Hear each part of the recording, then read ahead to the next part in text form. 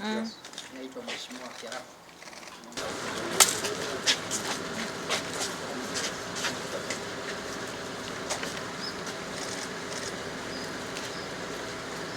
When someone irresponsibly, you go to the media alleging that Mheshimiwa Kiarabu has been arrested by EACC.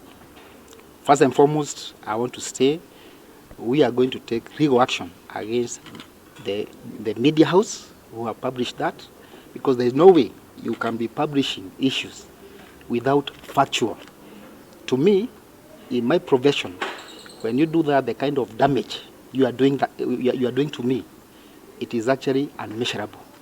And I cannot rule out there is some element of a political hand in this, but I want to assure my members or my constituents from Olkarau and Nyandarua at large, for those who could be trying to tarnish my name for their own political reasons, the Nyandarua people are more intelligent. We had invited Honorable David to assist in some investigations.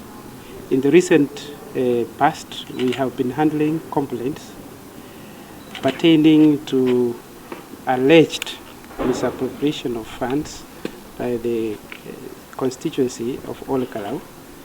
And as is expected of us as the Ethics and Anti-Corruption Commission, we have to inquire into any allegations which come into our position so that we verify the veracity of those allegations